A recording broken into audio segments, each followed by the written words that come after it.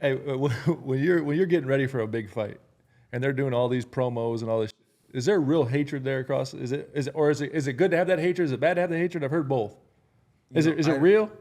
For I've only had incidents really with one guy that if I was to see him right now, I'd bust him in the mouth. That's the only dude that I don't get along with like that. Everybody else, I've never really like hated them and disliked them. Maybe at the time, this and that, but I see it more from if I was gonna play a one-on-one on basketball with somebody, that's my one-on-one.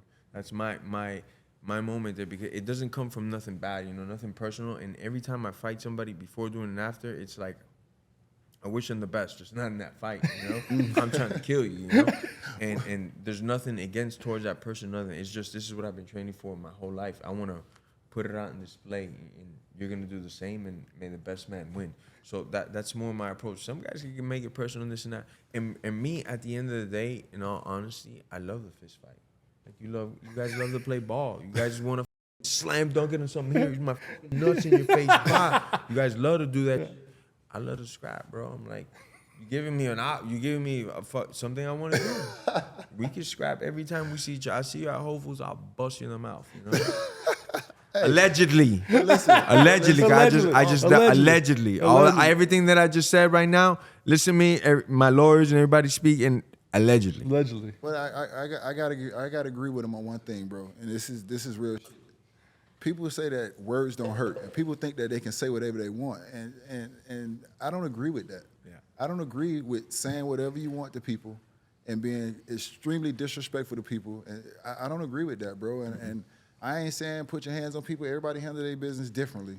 But I don't agree with the way people think that they can just say anything to people. And it happens on the basketball court as well. I've seen guys say things to guys in basketball, and I be looking like, wait a minute. Like, you know what I'm saying? So I'm with you on that, man. It's a line that you got to draw. How much of the actual, like, back and forth do they actually catch on TV, or do they catch everything?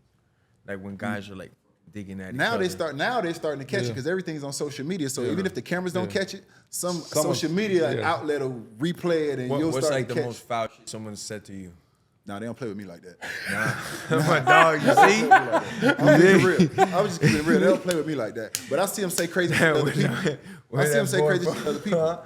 You know where he's from. You don't even got to ask him. I never started nothing to bother nobody, but they don't say crazy shit. But I've seen people say crazy shit to other people. And I'm like you, man. What's something you done heard? Yeah. Yo, I fuck your girl. You.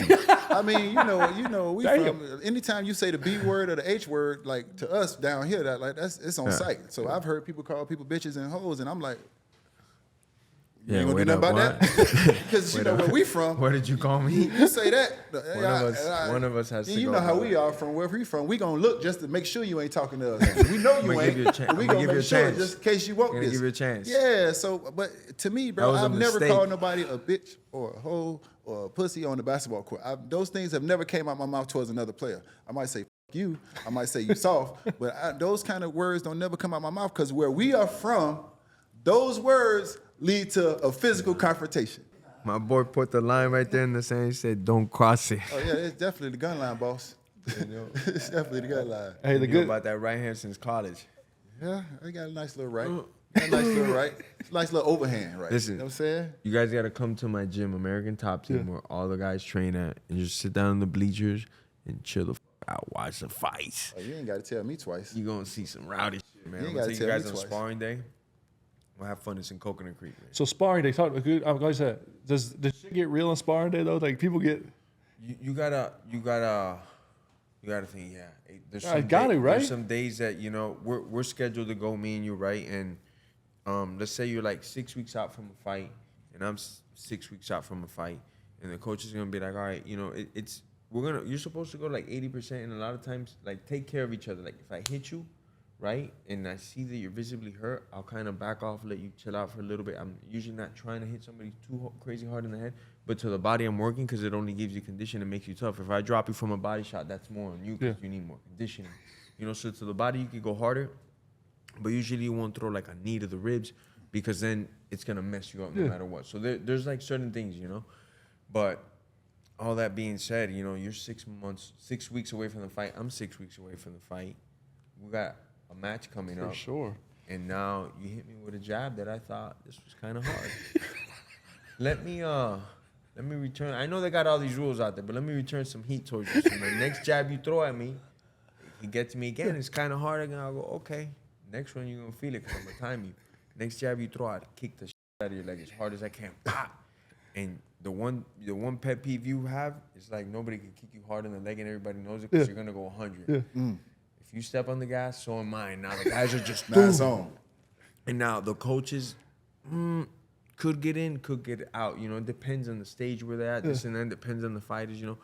But you'll see guys turn up the gas, you know. And a lot of times you just see good civilized sparring as well. Guys getting beat up, taken down, controlled, all the thing. And or if not, you could see like a firefight. Like two guys are not giving an inch to each other no matter what. And it's like the greatest spectacle on earth, you know. It's like, even though they have shin guards and big gloves, when the two guys are like locked horns, like I'm not giving you an inch and neither's the other guy. Love it.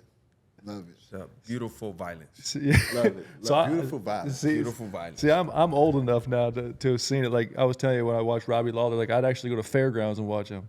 Talk about like how UFC has really become what UFC's become, or MMA, I should say. UFC obviously was the front runner in the forehead, but like I literally remember watching this stuff, and then all of a sudden the next, like you fast forward, like it's quick, and all of a sudden now it's like, oh, this is a real deal now. Because I was at fairgrounds watching Robbie fight. Yeah, I remember I was like 14, 15 watching Robbie fight. Robbie's legend, man. And then I got to train so much with him. I learned so much.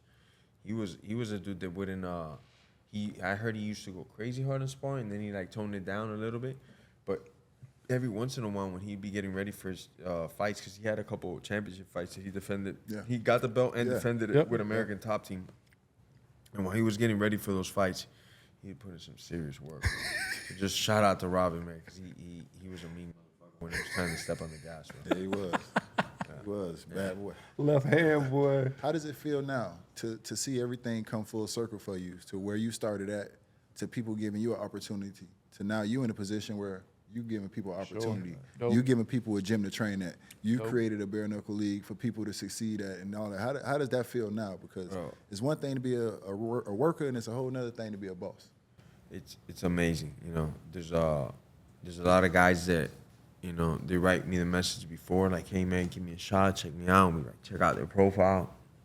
Be like, I'm gonna go look at the fight videos, this and that, and then we'll book them on the fight and get them the fight. And the love that they'll send me afterwards, and how loyal they are to the company, shows me everything. You know, like these guys are willing to drop whatever plans to come fight for us.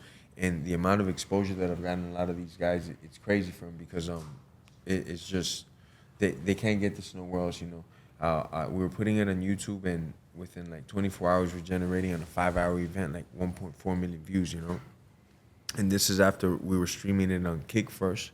We had a deal with Kick where we were putting it on Kick, and then we'd put it on YouTube, and we're gathering like between 1.1 million to like 3 million views in a week. Wow. You know, so a lot of these guys never had that exposure in their life, you know.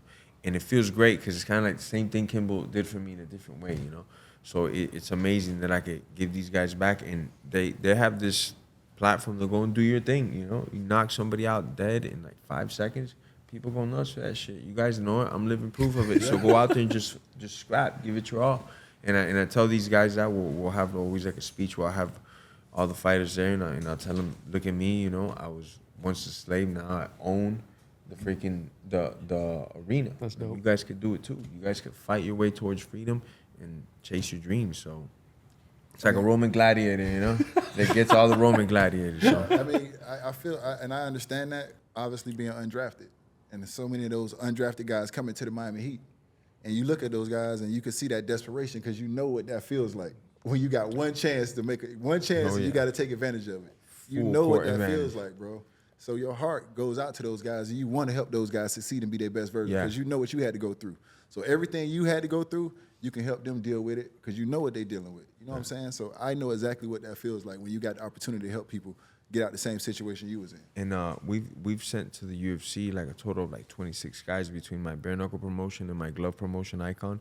And that's an amazing feeling for these guys to tag us, like in the video when they fought for us, and like, hey, this is what led to me getting on this. Thank you guys, blah, blah, blah. And then they'll tag us on the anniversary. It's like money couldn't buy that feeling, you know? Exactly. Real shit. What's next for you right now? What do you got on the plate for as far as fighting? Because in 2023 you retired for about an hour. and then came back. You said you got to come back.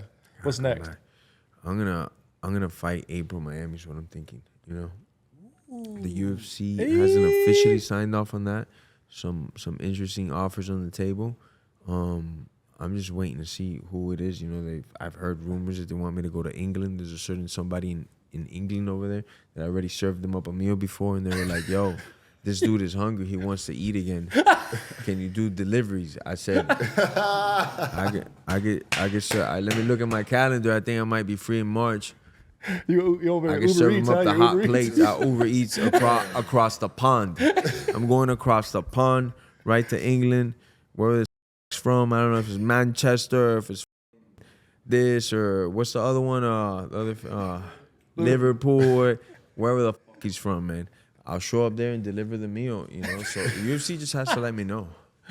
Served them up food before. So you said April, right? That April be Miami. April March be would Miami. be over there with the Dutchess. Okay. Well, April, I'm excited Miami about be that. dope though. Oh yeah, You guys have to go. Oh yeah. Listen, Oh yeah. put that in my calendar, guys. That's right. April, that'd be awesome right here in Miami. Ass whooping on deck in April. Let's go. Serving up hot meals. That's crazy. I'm gonna use that one. We've got another exciting week of hoops coming up, and I've got the perfect way to get you even closer to the action on the court. Right now, all new DraftKings customers who bet just $5 will get $150 in bonus bets if your bet wins. Just download the DraftKings Sportsbook app and sign up using my promo code OGs. The crown is yours. That's right. New customers get $150 in bonus bets if your bet wins after betting just $5. And don't forget to stay in on the action and use your $150 in bonus bets on DraftKings same game parlays for a shot at an even bigger payout.